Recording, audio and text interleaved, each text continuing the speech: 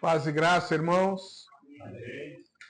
Meu nome é Heber, eu sou um pecador, mas eu estou aqui porque eu quero aprender a ser um adorador. Hoje é uma data histórica para nós, né? Graças a Deus, a irmã Aline, né, tomou a iniciativa na oração de agradecer pelo fato de começarmos hoje a classe dos jovens. Eu ia até propor que nós tivéssemos uma oração específica por isso. E depois, quando o Davi veio me microfonar, falei, vou também agradecer por ele estar aqui, né?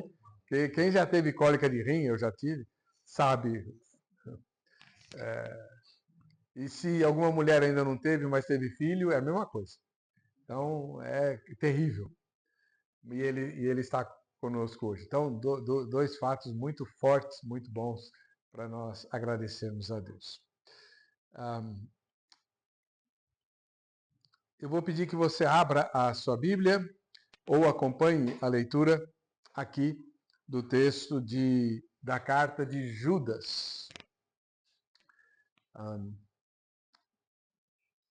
Nós temos, por quase um ano, repetido todos os domingos o fim dessa carta.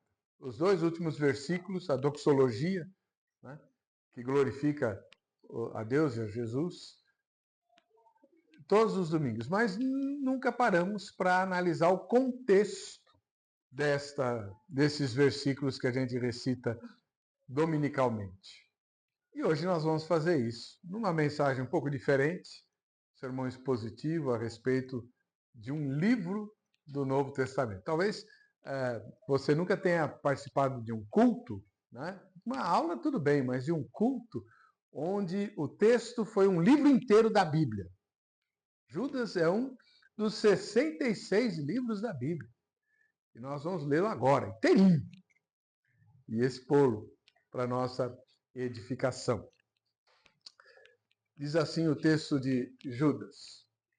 Judas, servo de Jesus Cristo e irmão de Tiago, aos que foram chamados, amados por Deus Pai e guardados por Jesus Cristo. Que a misericórdia, a paz e o amor sejam multiplicados a vocês. Amados, embora eu tivesse me empenhado muito para escrever a vocês acerca da salvação que compartilhamos, senti que era necessário escrever para encorajá-los a batalhar pela fé que foi confiada aos santos de uma vez por todas. Pois certos homens, cuja condenação fora anunciada havia muito tempo, infiltraram-se dissimuladamente no meio de vocês. Estes são ímpios, transformam a graça do nosso Deus em devassidão e negam Jesus Cristo, o nosso único, soberano e Senhor. Embora já tenham conhecimento de tudo isso, quero lembrar vocês de que Jesus salvou um povo da terra do Egito, mas destruiu posteriormente os que não creram. Quanto aos anjos que não conservaram a sua posição de autoridade, mas abandonaram a própria morada, ele os tem guardado em trevas, presos com correntes eternas para o juízo do grande dia. De modo semelhante, Sodoma e Gomorra e as cidades ao redor se entregaram à imoralidade e a relações sexuais antinaturais. Estando sob o castigo do fogo eterno, elas servem de exemplo. Da mesma forma, levadas por seus devaneios, essas pessoas contaminam o próprio corpo, rejeitam as autoridades, gloriam-se e difamam os seres celestiais. No entanto, o arcanjo Miguel, quando disputava com o diabo, argumentando sobre o corpo de Moisés, não ousou julgar, acusando-o de caluniador, mas disse: o Senhor o repreenda. Esses tais, ao contrário, difamam o que não entendem. mas é exatamente nas coisas que entendem por instinto que se corrompem, como animais irracionais. Ai deles, pois seguiram o caminho de Caim e, buscando lucro, caíram no erro de Balaão e foram destruídos na rebelião de Corá. Esses homens são rochas submersas nas festas de fraternidade que vocês fazem. Comem com vocês sem temor algum, de modo que pastoreiam a si mesmos. São nuvens sem água, carregadas pelo vento de um lado para o outro, árvores de outono, sem frutos, 2 vezes mortas, arrancadas pela raiz. São ondas bravias do mar que espumam os seus próprios atos vergonhosos, estrelas errantes para quem está reservada a escuridão das trevas para sempre. Enoque, o 7º desde Adão, profetizou acerca deles. Vejam, eis que o Senhor vem com os seus milhares e milhares de santos, para julgar todos e convencer cada um dos ímpios a respeito de todos os atos de impiedade que eles cometeram impiamente, e acerca de todas as palavras insolentes que os pecadores ímpios falaram contra ele. Estes são murmuradores e descontentes, que seguem os seus desejos impuros, falam altivamente e adulam os outros para tirar vantagem. Todavia, amados, lembrem-se do que foi predito pelos apóstolos de nosso Senhor Jesus Cristo. Eles diziam a vocês: nos últimos tempos haverá zombadores que seguirão os seus próprios desejos ímpios. Estes são os que causam divisões entre vocês, os quais se deixam levar por seu instinto natural, pois não têm o Espírito. Quanto a vocês, amados, edifiquem-se na santíssima fé que vocês têm, orando no Espírito Santo. Mantenham-se no amor de Deus, e enquanto aguardam a misericórdia do nosso Senhor Jesus Cristo para a vida eterna, tenham compaixão daqueles que duvidam. Salvem outros, arrebatando-os do fogo. A outros ainda, mostrem misericórdia com temor, odiando até a roupa contaminada pela carne. Vamos todos juntos?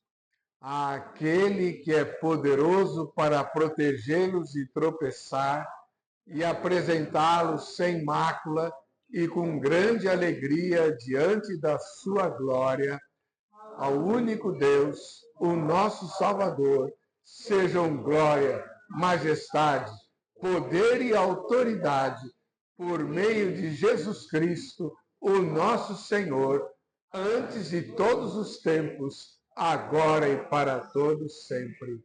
Amém.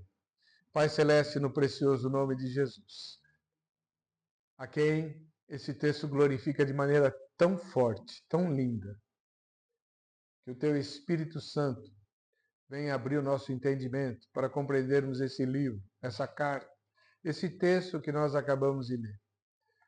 Que ele possa fazer sentido para nós e nos tornar filhos melhores diante dos Teus olhos. No nome do Senhor. Amém.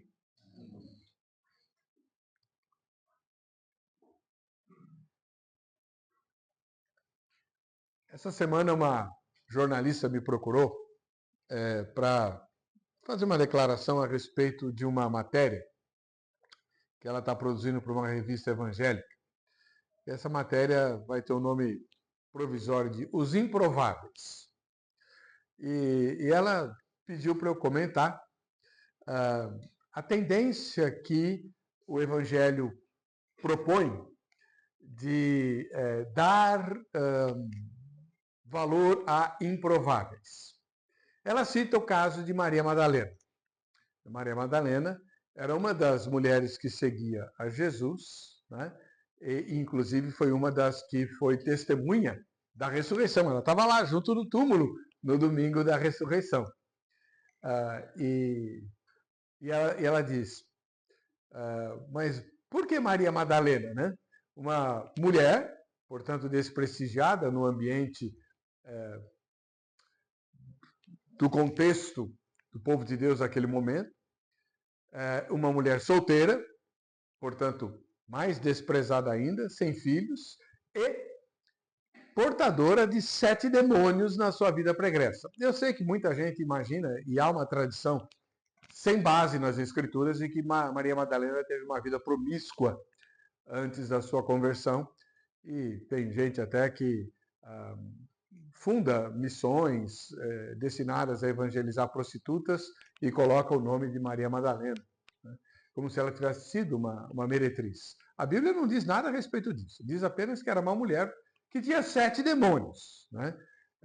Então, coisa boa ela não era, mas nada a dizer sobre a vida moral. Entretanto, Maria Madalena, ela,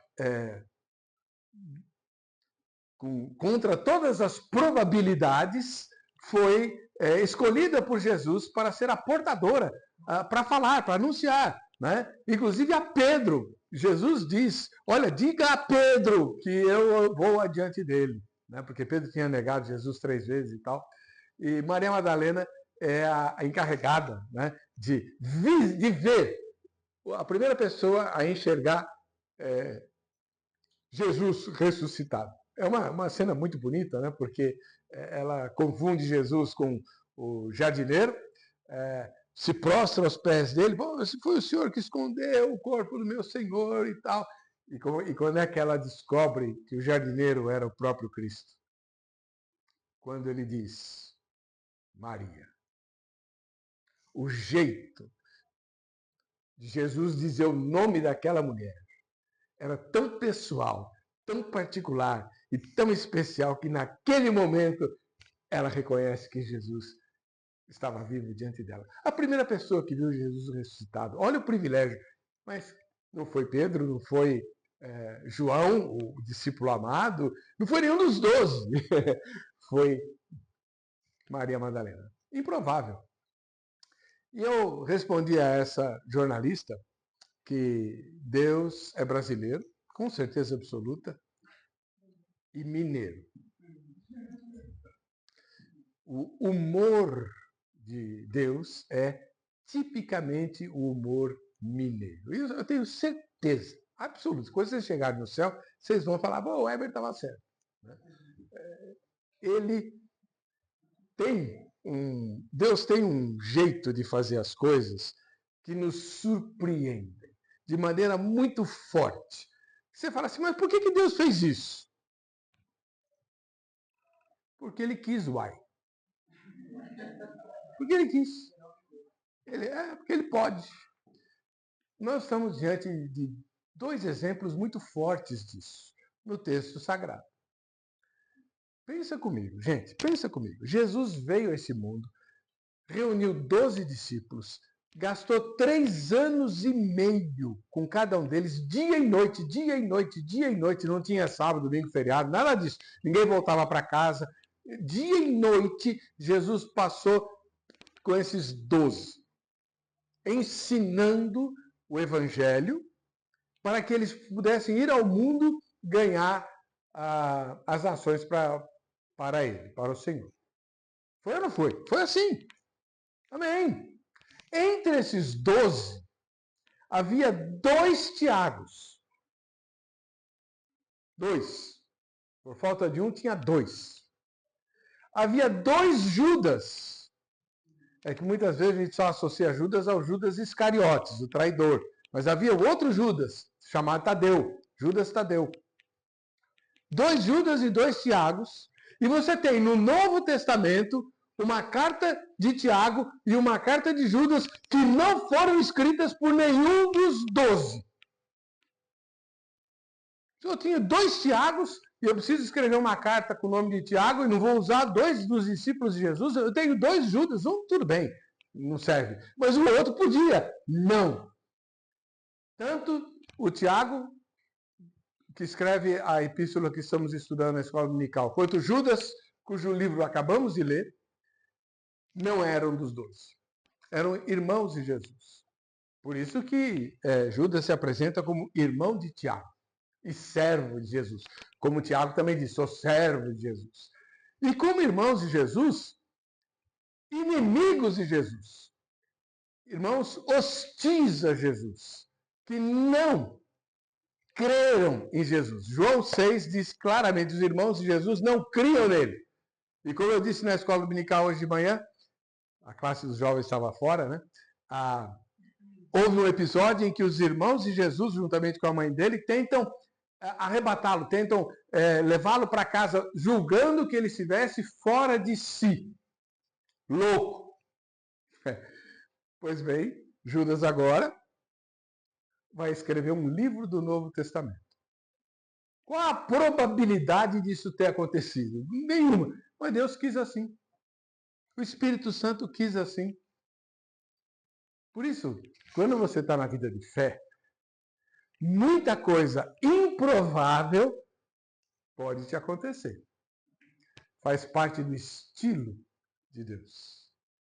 Faz parte do modus operandi do Senhor. E Ele tem prazer em fazer essas coisas. Quando Jesus precisou mostrar um exemplo de fé, ele pegou, 2 vezes ele pegou uma criança. Quem não se tornar como essa criança não vai entrar no reino dos céus. Olha só. Ele não pegou um escriba, ele não pegou um mestre da lei, um doutor da lei, muito menos um fariseu, nada disso. Um professor de teologia, não. Ele pegou uma criança. 2 vezes ele fez isso, como exemplo de fé. Quando ele precisou elogiar a fé de alguém, ele usou um centurião, um pagão, opressor, chefe militar romano, que oprimia o povo de Israel. Esse é o exemplo. Nem em Israel achei fé como esta. Em outra oportunidade, ele elogia uma cananeia. Grande é a tua fé. Lembra a mulher que pediu para ele curar a filha? Gente improvável. É assim que Deus age. Portanto, primeira lição, que nem está exarada no texto. Se você se julga incapaz ou muito aquém da possibilidade de vir a ser usado ou usada por Deus, saiba que é exatamente essa a condição que ele procura. É muito possível que você seja o escolhido, a escolhida do Senhor. Porque é assim que Deus age. Contra todas as probabilidades. Judas escreveu esse livro mais ou menos no ano 60 da era cristã. Nós não temos como cravar a data, né? Mas foi mais ou menos nessa época em que Judas escreveu esse livro, que é, na verdade, um sermão. Tiago também escreve, mas ele faz uma coletânea de sermões, como a gente tem analisado aqui na escola dominical, mas Judas tem uma mensagem só, um sermão só. E ele chega a dizer que ele tinha a ideia de tratar de outras coisas, mas o Espírito de Deus, né, como servo de Cristo que ele diz ser, o dirigiu para tratar de um assunto só. E um assunto muito sério. Um assunto tão sério que ocupa um livro inteiro dentre os 66 livros da Bíblia. Mas é um assunto que muitas vezes nós desprezamos. Não atentamos, não damos a devida importância, porque na nossa cabeça é muito improvável que aconteça entre nós o que Judas denuncia no seu livro. E qual é a mensagem de Judas? Se alguém perguntasse para você, né? Imagine o seguinte: amanhã, no seu trabalho, na sua escola, na sua vizinhança, né, no seu grupo de WhatsApp, alguém pergunta assim: me fala uma coisa, vou fazer um desafio para você que é crente. Me resuma numa frase um livro inteiro da Bíblia. Só, beleza, livro de Judas. Qual é a mensagem de Judas? A luta pela fé. A luta em favor da fé. Visando o quê? Visando a perseverança, né? Mas assim, é a luta pela fé contra as tentações? É a luta pela fé contra o diabo? É a luta pela fé contra o pecado do mundo? Não. Não. Quando alguém fala de luta pela fé, são essas as associações que a gente faz. Mas o livro de Judas traz outra preocupação, que muitas vezes nos escapa à percepção normal. Judas estabelece como nosso inimigo o relaxamento, a frouxidão, que vão descambar para a falta de zelo e que vão terminar como devassidão. Ele usa essa palavra, devassidão. Então, o que é que está no radar de Judas? A devassidão. Ele fala, ô Judas, isso aqui é uma igreja. Isso aqui é gente lavada e revida no sangue do Cordeiro. Aliás, seu irmão. Nós somos povo santo de Deus, né? Povo do Senhor. Tudo verdade. Nada disso é mentira. Mas Judas foi usado pelo Espírito Santo para nos chamar a atenção de um perigo que nós ignorantemente desprezamos. O risco da devassidão. Aí você vai dizer, tenha santa paciência. Você deve ter bebido alguma coisa antes de vir para cá e não foi café. Devassidão. Olha ao teu redor. Tem algum devasso entre nós? Não. Para com isso. Para não. Deus tem me chamado a atenção, irmãos, e vocês que têm me acompanhado nas mensagens aqui, nas aulas, Deus tem me chamado a atenção de forma muito forte para o risco que quem está em pé corre. Qualquer um de nós que esteja em pé, qualquer um de nós, seja jovem, seja velho, seja criança, seja adulto, qualquer um de nós pode cair. Nós não admitimos isso. Isso comigo não acontece. Lembra de Pedro? Senhor, eu vou contigo até o fim, daqui a minha espada. Nem que eu tenha que morrer pelo Senhor. Pedro, o galo não canta hoje. Se você não me negar, lembra disso? Não, de jeito nenhum. Quem é que poderia acreditar que um dos 12 que comia com Jesus e que recebeu o bocado molhado iria entregá-lo por 30 moedas? Nem de ouro eram de prata.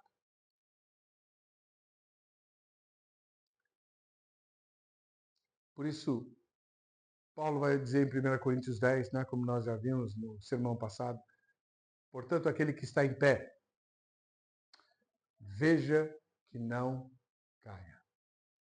Está em pé não é automático permanecer de pé.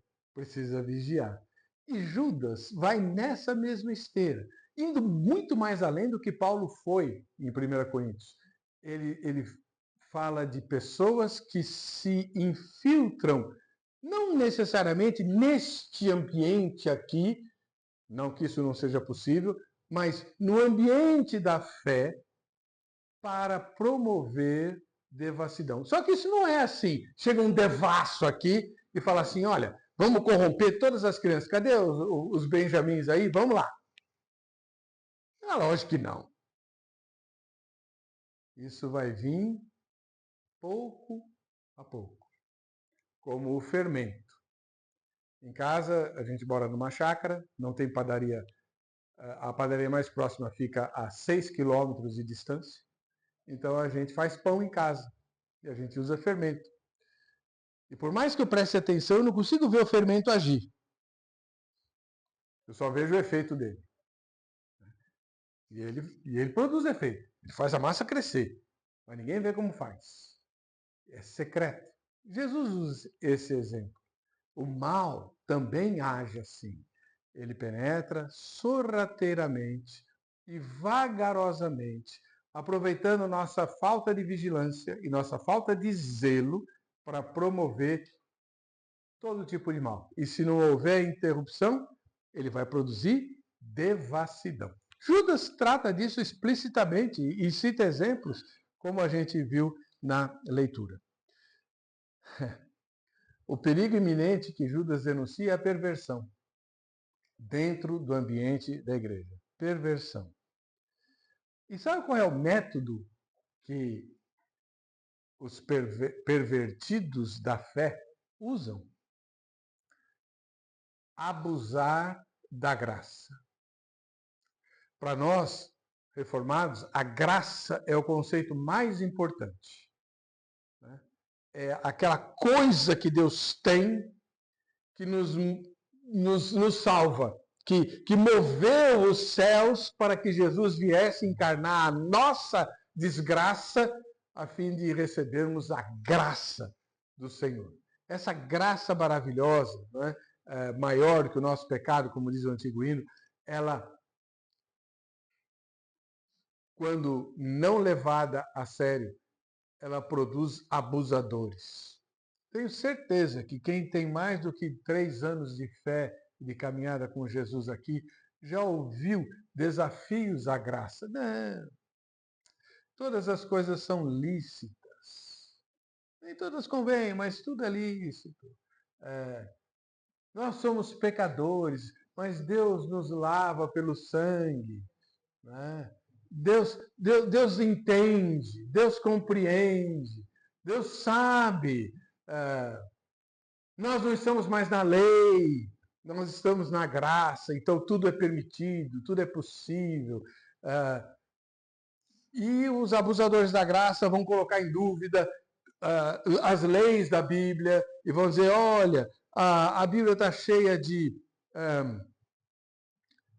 preconceitos humanos, a Bíblia está cheia de interferências da maldade, do egoísmo humano, as coisas não são do jeito que muitas vezes a palavra coloca. Lembrando que o diabo foi o primeiro que discutiu a Bíblia. O primeiro que discutiu a Bíblia foi o diabo, lá com Eva. O que é que Deus disse? Mas não é, a verdade não é essa.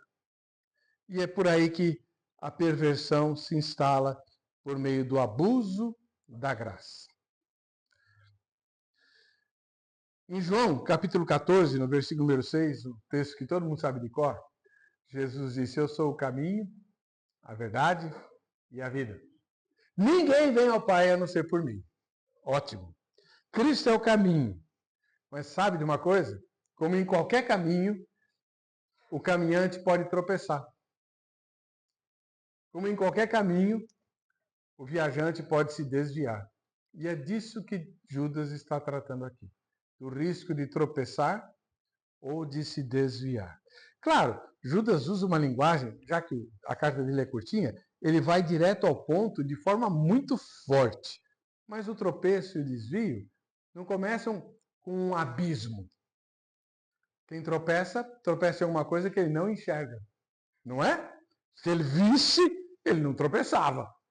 Tropeçou porque não viu. Coisa pequena, coisa miúda. É assim que começa. E é assim que vai. Agora, Judas descreve os perpetradores, né, desses desvios. Como é que são esses? Os teólogos chamam de apóstatas. Apostasia é a palavra que a gente usa para uma palavra de origem grega para se referir a pessoas que começaram na fé e acabaram se desviando completamente dela e tornando-se pedras de tropeço, né, e responsáveis pela queda de outros que também estavam caminhando na fé, os chamados apóstatas. Como é que eles são, esses apóstatas que continuam vinculados à igreja? Judas se preocupa em mostrar o modo de vida deles, como é que eles vivem, não necessariamente aquilo que eles ensinam, mas como eles vivem. Então, olhar para como é a vida deles já ajuda bastante a nos identificar, ou a identificá-los e a estarmos atentos para não sermos influenciados por tais pessoas. O texto de Almeida atualizada chama essas pessoas de libertinos. São libertinos. Quem são os libertinos? São pessoas que se consideram livres para fazer o que bem entendem, para atender a todos os seus desejos, para perseguirem todos os prazeres. No versículo número 4, da versão de Almeida, diz: pois certos indivíduos se introduziram com dissimulação, hein? Os quais desde muito foram antecipadamente pronunciados para essa condenação. Homens ímpios que transformam em libertinagem a graça do nosso Deus e negam o nosso único soberano e Senhor, Jesus Cristo. Transformam a graça em libertinagem. Essa é uma das principais características. Quando nós nos centramos na satisfação do nosso ego, do nosso prazer, da nossa carne, apesar de sermos de Jesus, nós estamos nos tornando idólatras do prazer. Me permita eu fazer uma ponte com a última mensagem. Quando Paulo denuncia que o povo de Israel foi destruído porque se tornou idólatra, e ele fala, não vos façais, pois, idólatras, ele não menciona o bezerro de ouro, que foi se eu pensar em idolatria, eu preciso de um ídolo. Qual foi o ídolo que Arão fez? Foi um bezerro de ouro. Mas ele menciona um outro texto. E o povo se levantou para dançar e folgar, buscar prazeres. E Paulo associa isso com a idolatria. A idolatria do próprio umbigo, a idolatria da própria satisfação, a idolatria do próprio prazer, a busca insaciável pela satisfação da carne. Isso é libertinagem. Quando praticada no ambiente da fé, apesar da fé. Quantas vezes nós somos tentados a isso? Olha, mas é tão bom, é tão gostoso, eu tenho direito, eu preciso, né? Mas a Bíblia condena, mas sabe, não é bem assim, há muito preconceito, a tradução errada. Quem aqui, jovem, não ouviu isso na escola, que as traduções da Bíblia são corrompidas, estão erradas, estão eivadas de uma ideologia humana, puritana, que não tem nada a ver com o que Deus pensa, porque Deus é o papai do céu que aceita tudo e gosta de todos. Isso é libertinagem. O texto vai descrever esses libertinos também como arrogantes. Não respeitam nada nem ninguém e estão acima de toda autoridade. Inclusive, ele vai, depois eu vou mencionar aqui, citar alguns exemplos bem radicais. A Bíblia vai descrevê-los como idólatras dos prazeres, como eu já disse aqui. Gente que vive apenas em função da autossatisfação. Paulo vai dizer que o Deus deles é o ventre. Escrevendo, se não me engano, a Tito, ele fala, o Deus deles é o ventre. O ventre é o símbolo do prazer, da autossatisfação, né? Mais amigos dos prazeres do que amigos de Deus, ele escreve a Timóteo. Toma cuidado com esses. Gente que está na igreja. Não estou falando de demônios ou de feiticeiros. Eu estou falando de gente que divide a mesa do Senhor do nosso lado. Judas vai usar o conhecimento que ele tem das Escrituras e também das tradições judaicas para mostrar como essas coisas eram sérias. Ele começa a falar de Israel no deserto, igual Paulo fala lá em 1 Coríntios 10, né?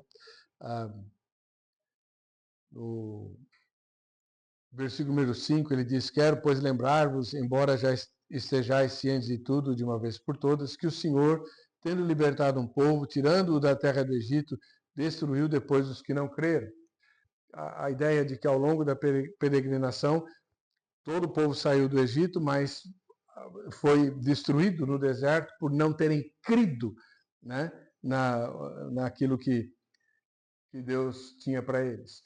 gente que derrotou Faraó, gente que derrotou os deuses egípcios, que humilhou a nação mais poderosa da terra da sua época, mas não conseguiu chegar a Canaã, ficou pelo caminho. Depois ele menciona anjos. Aí no versículo número 6, né? Como assim?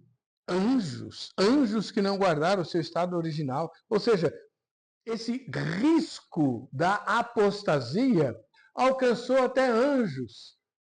Por que Judas fala isso? Porque o que ele quer dizer nas entrelinhas é: se até anjos caíram, por que eu não posso cair? O que me faz achar que eu sou completamente isento desse tipo de perigo, invencível, né? Uma pessoa que o mal não pode me alcançar. Claro que pode. Alcançou os anjos. E que anjos foram esses? Aí tem uma discussão interminável, né? Não cabe aqui, mas pode ser a queda de Lúcifer, né? com os seus anjos, descrita em Apocalipse capítulo 12, ou podem ser uma outra queda, como alguns teólogos defendem, né? Os anjos guardiães lá do Éden, que acabaram se envolvendo com as mulheres. Muita gente entende Gênesis 6, os filhos de Deus como anjos que se misturaram com as mulheres. E essa é uma tradição judaica muito antiga e que muita gente esposa. Pode ser, tanto faz. Para nós não tem a menor diferença. O que o texto está dizendo é que anjos não guardaram o seu estado original e caíram, e o juízo, do mesmo jeito que veio para Israel no deserto, também alcançou de forma radical esses anjos. No versículo número 6 está escrito que Deus os tem guardado sobre trevas, em algemas eternas, para o juízo do grande dia. Não vão escapar. Depois ele menciona Sodoma e Gomorra e as cidades circunvizinhas, como exemplo de devassidão e perversão. A nova versão transformadora usa a palavra perversão em vez de devassidão. A nossa tradução fala em imoralidade diferente. Flávio Josefo, o primeiro historiador da igreja, vamos chamar assim, né? Ele era judeu e escreve no primeiro século, inclusive sobre Jesus. Ele menciona na sua obra a História dos Hebreus que essa imoralidade tinha a ver com a homossexualidade, praticada de maneira bastante pródiga nessas cidades, Sodoma e Gomorra, que se tornaram notórias por causa disso e por conta disso acabaram sendo destruídas. E diz Joséfo que a fumaça da região de Sodoma e Gomorra, no primeiro século da era cristã, na época de Jesus, ainda subia ao céu como memorial do juízo de Deus. E o texto de Judas fala que o fogo que consumiu aquelas cidades é símbolo do fogo do juízo final que cairá sobre todos os perversos e devassos. Depois, Judas fala de Caim, Balaão e Corá, como exemplos de pessoas que se tornaram pérfidas no seu relacionamento com Deus. E Judas diz, todos esses homens maus que se infiltram na igreja e promovem a queda dos outros porque se desviaram, seguem o caminho de Caim, Balaão e Corá. Caim foi o primeiro homem nascido no planeta. O primeiro ser humano a ouvir de Adão e Eva como deveria ser o relacionamento dele com Deus. E o que é que ele faz? Ele se torna inimigo de Deus, fugitivo de Deus, errante na terra por inveja do seu irmão. Balaão era um profeta de Deus, e que se vende por dinheiro ao inimigo do povo de Deus. Corá era um levita, né? E que promove uma das maiores sedições contra Moisés e Arão, dizendo: vocês se julgam especiais, Deus só fala com vocês, nós somos todos iguais. E se você quiser ver a história de Corá, está em número 16, o que acontece com ele, né? Foi enterrado vivo, né? Leia lá, você vai ver, ele e todos os seus seguidores. Gente que se deixou levar pelo orgulho, pela ganância e pelo espírito de insubmissão. Uma das coisas muito importantes que o Novo Testamento traz, quando fala sobre encher-se do Espírito, o contexto daquela passagem maravilhosa termina com a seguinte expressão lá em Efésios, capítulo número 5: sujeitando-vos uns aos outros no temor de Cristo. Sujeição é uma das coisas mais fundamentais nos relacionamentos que Deus estabeleceu para os homens e que Ele mesmo propõe. O Filho, o Criador de todas as coisas, o Verbo eterno, Jesus, se submeteu à vontade do Pai. Né? E assim, a sujeição mútua é algo ensinado e fundamental para os relacionamentos humanos previstos por Deus. Irmãos, o texto fala de perigos ocultos. Ele fala que essas pessoas são como rochas submersas. Quem gosta de navegar, né, sabe disso. Você não enxerga o recife que está abaixo da linha d'água, mas ele é fatal. Ele vai fazer afundar o teu barco se você, porque você não sabe que ele está ali. Então é preciso conhecer as águas antes de navegá-las, né? Judas fala sobre os resultados que não são bons, nuvens sem água, não tem chuva, árvores que não produzem frutos, né? E depois ele fala sobre um juízo terrível contra os murmuradores, mencionando no versículo 13, trevas, né? Para as quais tem sido guardada a negridão das trevas para sempre. A seguir, Judas menciona o alerta dos apóstolos. Ele não se chama de apóstolo, ele sabe que ele não era um dos 12, né? Mas ele diz, os apóstolos alertaram sobre o perigo que essas pessoas iriam representar para o povo de Deus. E, de fato, quando você lê Atos dos Apóstolos, antes das cartas, lá de Mileto, Paulo manda chamar os presbíteros de Éfeso, né? E o que ele diz? Depois de mim surgirão lobos devoradores. Depois Paulo vai escrever para Timóteo 2 cartas alertando sobre o que ia acontecer com os falsos mestres, e depois escreve para Tito dizendo a mesma coisa, né? Ou seja, os apóstolos Pedro, Tiago, falam longamente sobre o perigo de pessoas infiltradas na igreja que produzem desvio de comportamento e de fé. Qual é o papel, então, dos crentes sábios? Entre os versículos 19 a 23, nós temos, a partir do versículo 20, né, até o 23, vós, porém, amados, então aqueles que não fazem parte do grupo dos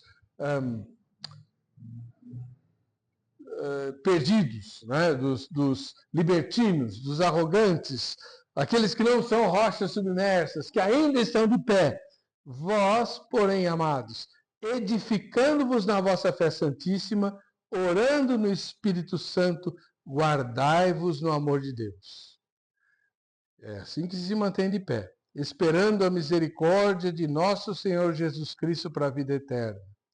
Então, a atitude de sujeição, submissão, permanecer com Deus, perseverar na fé, isso tudo a gente sabe. Porém, Judas acrescenta dados concretos e práticos. Ele diz,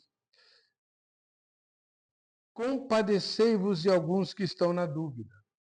Nós não temos que acusar, nós não temos que condenar, nós não temos que apedrejar, mas nos compadecer daqueles que estão na dúvida. Amparar. Não esperar que o Espírito Santo faça tudo. Eu sei que o irmão, a irmã está com dúvida, eu vou orar aqui para Deus dar um sonho para ela, para aparecer um anjo e revelar a verdade. Não é assim que Deus trabalha. Se ele quiser fazer isso, ele faz. E tem feito por aí. Mas ele quer usar você como amparo. Você que já teve dúvida na sua vida, você que já teve desafios de fé, às vezes até caiu. Se aproxima de quem está perigando e diz, olha, eu sei o que você está passando, eu sei que você sofre, Um dos maiores erros, me permitam ser franco, uma das maiores fraquezas que a gente tem na igreja é simplesmente não querer ouvir sobre determinados assuntos. Eu vou dar um exemplo. Divórcio.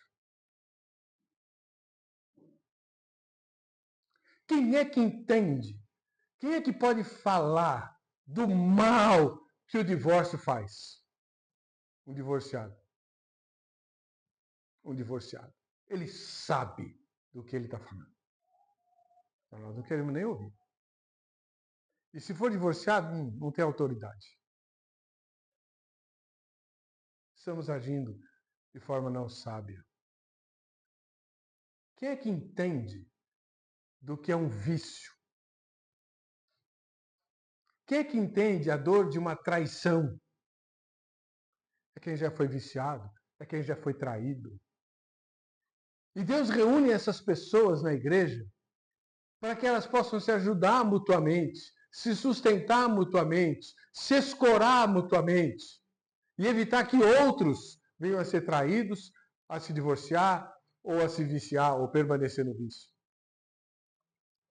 É por isso que a igreja é um grupo de autoajuda, o melhor e mais eficiente grupo de autoajuda do universo. E é por isso que eu estou aqui. Meu nome é Heber. Eu sou um pecador. E eu estou aqui para aprender a ser um adorador. Vocês estão me ensinando. O papel dos crentes sábios é permanecer fiéis, mantendo a esperança e o serviço. Em algum momento, eu não lembro exatamente quando, a gente falou dos desigrejados aqui. Acho que foi no ambiente escola dominical. A maioria dos desigrejados é gente que se desiludiu com a igreja histórica, ou não, mas se desiludiu. Esperava uma coisa, não encontrou, se afasta, por desilusão. Pois o grupo de autoajuda chamado Igreja Manancial é o grupo que vai impedir que entre nós existam ou venham a existir desigrejados. Nós vamos agir trabalhando. Aí você vai dizer, tá, Heber, mas então onde é que entra o nosso moto? Que, aliás, o último dia que a gente vai recitar é hoje. Domingo que vem, a gente vai receber outro, pela graça de Deus, para trabalhar mais um ano, como a gente tem proposto. O nosso moto fala de adoração. Como evitar que eu venha a ser uma rocha submersa? Como evitar que eu venha a cair no laço dos libertinos, dos arrogantes, de todas essas pessoas que Judas menciona aqui e que estavam na igreja apostólica, na igreja primitiva, me envolvendo diretamente com Cristo. A adoração pessoal, não apenas a coletiva, não aquela feita no culto, mas a pessoal, a individual, aquela cultivada no secreto, como Jesus ensina, essa é a chave para não nos desviarmos. Envolvidos diretamente com Jesus, contemplando a sua majestade, contemplando a sua glória, vendo quem ele é, o que ele é e o que ele fez, é que nós vamos nos manter firmes. É o que vai nos manter no caminho, úteis para o reino de Deus. Em Cristo nos mantemos íntegros. Ele é o caminho. Ele é o garantidor. Mas uma crença que não seja ritualística, que não seja apenas mecânica, formada por gestos, por hábitos. Domingo eu tenho que ir para a igreja. Quarta-feira, reunião de oração. Tem que ir muito além disso. Tem que ser cultivado no íntimo do nosso coração. Com a palavra compromisso, aliança, escrita em letras todas maiúsculas na tábua do nosso coração. Essa é a mensagem de Judas. É nesse contexto que ele estabelece o moto que a gente recitou durante todo o ano. E nós queremos ser uma igreja. Estamos sendo. Então temos que começar desde cedo alertas, para que não venhamos nem a ter o cheiro das coisas denunciadas nesse livro da Bíblia. Que Deus nos abençoe.